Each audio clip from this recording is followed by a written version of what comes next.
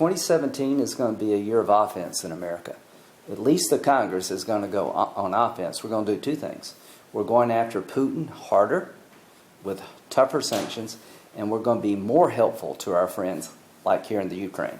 Senator McCain led the effort to increase the amount of money we can provide to the Ukrainian military. I hope as an appropriator we hit his number and then some to send a signal to our allies that you can count on America. And provide defensive weapons for the Ukrainian military so they can better defend themselves. The Congress will pass new sanctions. I'm convinced of that. Whether President Trump signs them, I don't know.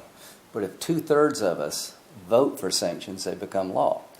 The Congress is going to authorize defensive weapons that are lethal. We did it last year. We're going to do it again.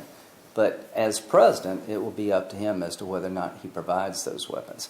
These are two examples where the Congress can impose sanctions even without the president's support. But when it comes to providing military weapons, it will be up to the president. And I can promise you this, that the overwhelming majority of the Congress will vote in support of providing defensive lethal weapons to the Ukraine. How tough will and should be the Senate confirmation hearings for Rex Tillerson? And Senator McCain, you earlier said that you would decide on supporting or not supporting his candidacy after you hear what he says. So what would you want to hear from him to support his candidacy? Well, first of all, could I say Elect Trump won the election, so he should have the ability to name his team around him. But I have significant concerns about Mr. Tillerson. A great part of it is his record of relationship with the Russians, his relationship with Vladimir Putin, who we met with families today that his people have killed and are holding prisoner.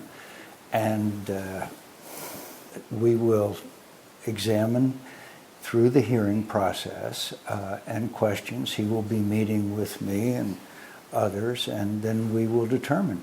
But I have serious concerns about his record. And it's not just that he received an award, a high-level award from Putin, but it's also because he has called for lessening the sanctions, reducing the sanctions, eliminating the sanctions in his role of the CEO of a major company. And he may have a strong business background, but what matters to us today in Ukraine and visiting these other countries is that we have a long history. We're coming on the 25th year of these countries declaring their independence and America standing with them. And we can't let that be lost. I'm sure that you follow closely the so-called Minsk process, or at least you have heard about it. This is the peace process for the eastern Ukraine. And do you consider this format to be a good way for Ukraine to achieve peace in the eastern Ukraine? If the Russians will abide by it, but clearly they're not. Should we change it? How do you think?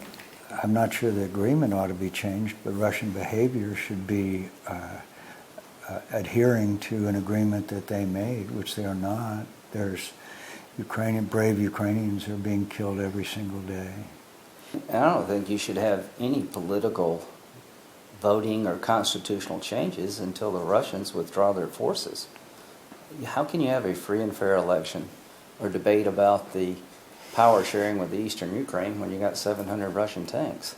So the bottom line is that the political aspects of reconciliation that are mentioned in the agreement cannot go first. What may happen to Crimean Peninsula after we have a new president of the United States? As we've heard some worrying statements made by him that he may reconsider the position of the United States regarding the Russian annexation of Crimea.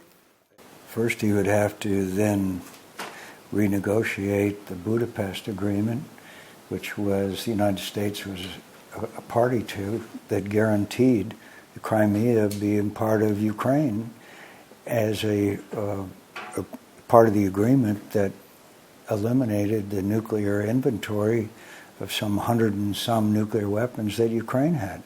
He's clearly in violation of an agreement that the Russians entered into, showing the record and the attitude and the performance of Vladimir Putin, who is a thug and a murderer. We're not going to make any kind of a Faustian bargain with Vladimir Putin, which would interfere with and undermine the freedom and democracies that exist today, that have become functioning democracies as an example to the rest of the region and the world. To do such a thing would be a betrayal of everything the United States not only stands for, but has fought for.